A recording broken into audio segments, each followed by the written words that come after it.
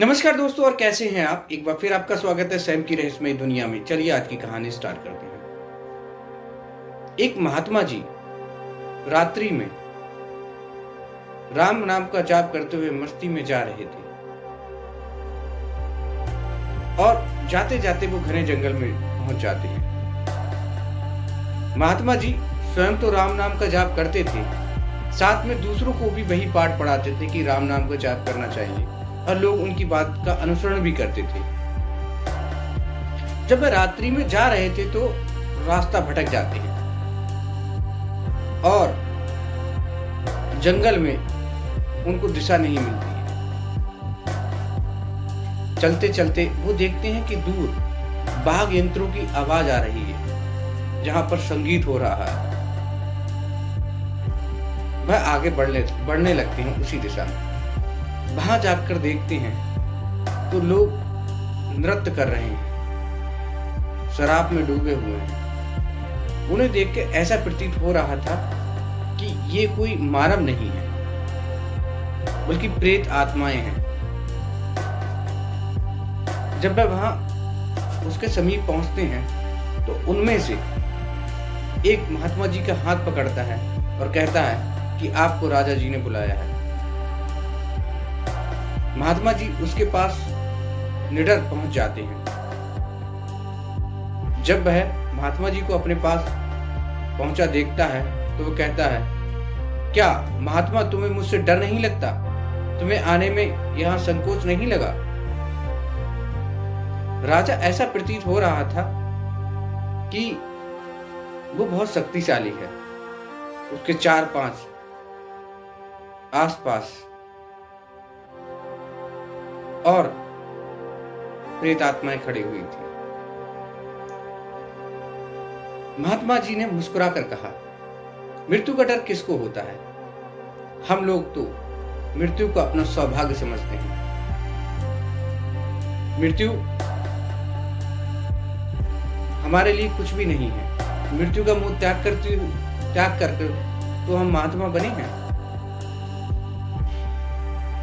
अब उस प्रेत को समझने में देर नहीं लगी कि ये महात्मा मुझसे नहीं डर रहे हैं। हालांकि वहां का माहौल कुछ ऐसा था कि उस दिशा में कोई भी जाने से पहले 100 बार सोचता था।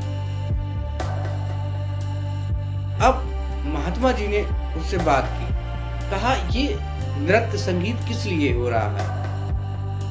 तो राजा बताता है कि ये जो नृत्य है वो हमारी बेटी बहुत दिनों से कुंवारी थी।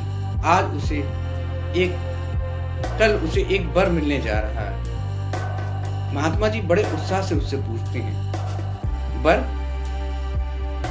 मैं उसके दर्शन करना चाहता हूँ, क्या आप मुझे दिखा सकते हैं? वो कहते हैं कि अभी वो जीवित है।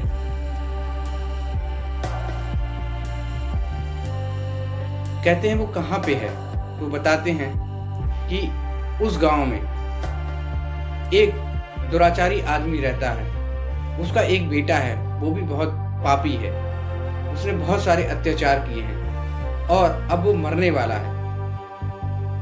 जैसे ही वो कल मरेगा तब उससे हम अपनी बेटी की ब्याह कर देंगे।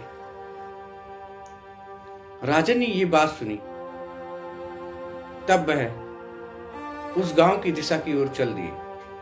पहुंचते पहुंचते अब सुबह हो चुकी थी। राजन ने, महात्मा जी ने उस वहां के लोगों से पूछा कि यहाँ पर कोई बीमार है जिसका इलाज चल रहा है? वो कहते हैं, हाँ, जयचंद सेठ के यहाँ लड़का बीमार है। काफी इलाज कराने के बाद वो ठीक नहीं हुआ है। वह उसके पास जाते हैं। अब महात्मा जी को देखकर जयचंद के मन में ये आशा हो जाती है कि शायद अब मेरा लड़का बच जाएगा। वो वहां बैठते हैं और उससे बातचीत करने की कोशिश करते हैं, लेकिन वह बेहोश था। झाड़ फूक चलता है। अब वो दूसरा दिन आ गया।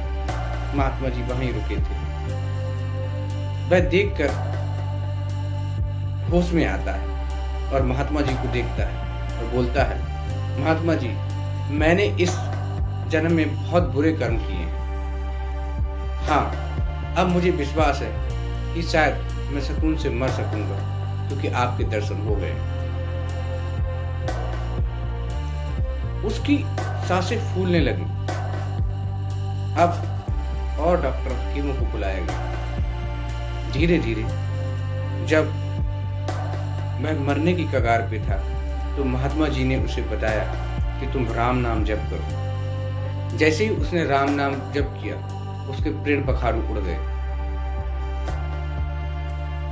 अब उसके सबको ले जाने की तैयारी होने लगी। उधर महात्मा जी ये मौका देखकर वहां से चले गए और नहाने के बाद में वह रात्रि में उसी वृक्ष की तरफ निकल गए जहां पर वो प्रेत रहता था। जब वह उस प्रेत के पास पहुंचे तो वहां सन्नाटा छाया हुआ था। हाहा पुकार मची हुई थी, लोग रो रहे थे। अब महात्मा जी ने पूछा, आज तो वह लड़का मर गया, क्या अपनी बेटी का ब्याह तुमसे नहीं करोगे? तो वह बोलता है कि ये सब तुम्हारे पाप के कारण हुआ है। महात्मा जी को महात्मा जी कहते हैं, मेरे पाप के कारण कैसे? वो कहता है, अगर मैं ये बात तुम्हें नहीं बताता आगे वाली कि कल उसका बेटा मर जाएगा तब हमारी कन्या का ब्याह होगा, तब तुम शायद ये नहीं कर पाते। और तुमने राम नाम जप करा था, उसकी अंतिम क्षणों में उसे ताड़ दिया और वह प्रेत योनि में नहीं जा पाया। जब उसने राम नाम बोला तब वह प्रेत योनि को प्राप्त नहीं हुआ था और इसीलिए हम मातम मना रहे हैं। महात्मा जी ने कहा कि देखो, एक बार राम नाम लेने से उसको प्रेत योनि नहीं मिली। तुमने भी वही किया है, तुमने भी राम नाम लिया और कुछ देर के लिए वे अपनी आंखें बंद कर लेते हैं। अब जब वह आंखें खोलते हैं तो वहां कोई प्रेत नहीं। शायद राम नाम लेने से वो भी प्रेत योनि से मुक्ति पा चुका था। कहानी तो बस इतनी ही थी दोस्तों, लेकिन देखिए, एक बार राम नाम लेने से उसकी जिंदगी के पाप मुक्त हो गए, तो हम क्यों ना भगवान का नाम लें और भगवान की लीला को समर्पण हो जाए। आज के लिए बस इतना ही दोस्तों, कल फिर मिलेंगे। धन्यवाद।